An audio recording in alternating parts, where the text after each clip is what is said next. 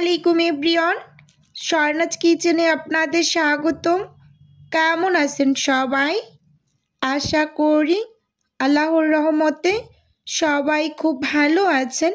আজকে আমি আপনাদের সাথে শেয়ার করব প্যানকেকের পারফেক্ট রেসিপি। প্রথমেই এখানে আমি একটা বাটি নিয়ে নিয়েছি, এর মাঝে একটা ডিম ভেঙে নেব। আমি আজকে একটা ডিম দিয়ে প্যানকেক তৈরি করছি, আপনারা চাইলে এখানে 2টা ডিম দিয়েও করতে পারেন। ডিমটা যদি ফ্রিজে থাকে তাহলে অবশ্যই 10 মিনিট আগে ফ্রিজ থেকে বের করে নর্মাল করে নেবেন। এখানে দিয়ে দিলাম 1-2 কাপ চিনি, সেই সাথে দিয়ে দিলাম সামান্য একটু লবণ। আপনারা চাইলে কেউ লবণটা স্কিপ করতে পারেন, মিষ্টি খাবারে আমার কাছে একটু লবণ দিলে খেতে বেশি ভালো লাগে। এখন হ্যান্ড উইক্স দিয়ে খুব ভালোভাবে ডিম আর চিনিটাকে গলে না যাওয়া পর্যন্ত অনবরত নেড়ে চেড়ে মিশিয়ে নেব। আপনাদের কাছে যদি এরকম হ্যান্ড উইক্স না থাকে তাহলে কাঁটা চামচ দিয়ে একটু সময় নিয়ে ধৈর্য সহকারে কাজটি করে নেবেন। এখন এর মাঝে দিয়ে দিলাম 1/3 কাপ রান্নার রেগুলার তেল, আর সেই সাথে দিয়ে দিলাম সামান্য একটু ভ্যানিলা এসেন্স।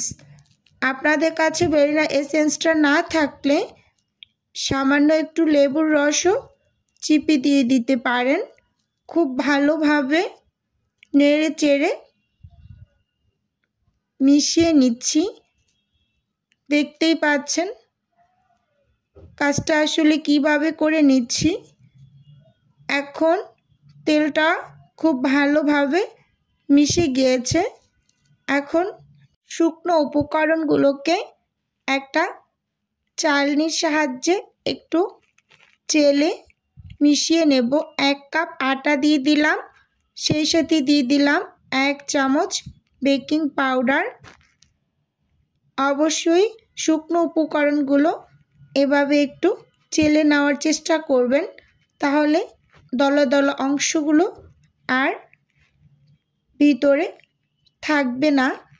এখন হ্যান্ড উইক্স দিয়ে আবারও আস্তে আস্তে করে ব্যাটারটা তৈরি করে নিচ্ছি। এই পর্যায়ে যদি আপনাদের কাছে ব্যাটারটা রেডি করতে অনেকটা ড্রাই মনে হয় তাহলে অল্প অল্প করে লিকুইড দুধ অ্যাড করে প্যানকেকের ব্যাটারটা রেডি করে নেবেন। এই লিকুইড দুধটা আমি গুঁড়ো দুধ 3 টেবিল চামচ পানির সাথে মিশিয়ে তৈরি করে নিয়েছি। আপনারা চাইলে রেগুলার যে গরুর দুধটা আছে সেটাও এখানে ব্যবহার করতে পারেন। এখন খুব ভালোভাবে অল্প অল্প করে দুধ দিয়ে ব্যাটারটা রেডি করে নিয়েছি।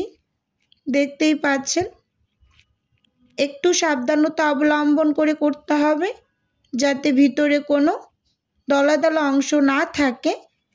দেখেই বুঝতে পারছেন একেবারে পারফেক্টলি প্যানকেকের ব্যাটারটা রেডি হয়ে গিয়েছে।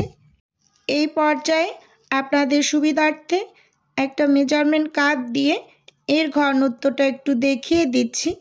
দেখতেই পাচ্ছেন আমরা যে রেগুলার কেক বানাই সেই কেকের ব্যাটারের থেকে সামান্য কিছুটা পরিমাণ পাতলা হবে।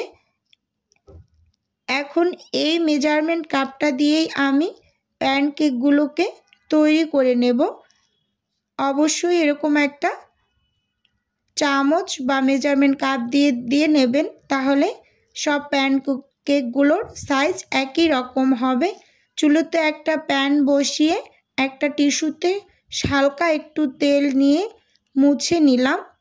এখন চুলোর আঁচটা লোতে রেখে এক এক করে আমি প্যানকেকগুলোকে তৈরি করে নিচ্ছি। একটু সময় অপেক্ষা করার পরে দেখতে পাচ্ছেন অসংখ্য ছিদ্রযুক্ত হয়েছে উপরে। তারপর উল্টে তৈরি করে নিলাম। আরও একটা আপনাদের সুবিধার্থে দেখিয়ে দিচ্ছি। ভিডিওর এই পর্যায়ে এসে প্রতিদিনের মতো আমার প্রিয় আপু এবং ভাইদের কাছে একটা রিকোয়েস্ট রাখছি, আমার ভিডিওর কোনো অংশ যদি আপনাদের কাছে একটুখানি হলেও ভালো লেগে যায় তাহলে অবশ্যই চ্যানেলটি সাবস্ক্রাইব করে আমার সাথে থাকার অনুরোধ রইল। আর হ্যাঁ, ভিডিওর শুরুতে একটা লাইক দিয়ে ভিডিও দেখা কন্টিনিউ করবেন। আপনার একটা লাইকেই আমার ভিডিওটা আরও 8 থেকে 10 জনের কাছে পৌঁছে দেবে। এখন প্যানকেকগুলো তৈরি করার পর একটু সার্ভ করে আপনাদের সঙ্গে শেয়ার করছি। দেখতেই পাচ্ছেন মাশাআল্লাহ প্যানকেকগুলো কতটা সুন্দর হয়েছে আর কতটা সফট হয়েছে। খেতে কিন্তু ভীষণ ভালো হয়। আপনারা সকাল বা বিকেলের নাস্তায় বাচ্চাদের তৈরি করে দিতে পারেন। বাচ্চারা কিন্তু ভীষণ পছন্দ করে এই প্যানকেকটা খেতে। আর তৈরি করা কিন্তু ভীষণ ইজি। একটু লক্ষ্য করে রেসিপিটা দেখলেই ঠিক এভাবেই বানিয়ে নিতে পারবেন। এখন একটা ভেঙে দেখিয়ে দিচ্ছি ভিতরটাও কতটা সফট হয়েছে। আজকের ভিডিও এ পর্যন্তই। দেখা হবে অন্য কোনো ভিডিওতে। সে পর্যন্ত ভালো থাকুন, সুস্থ থাকুন। আল্লাহ হাফেজ। আসসালামু আলাইকুম।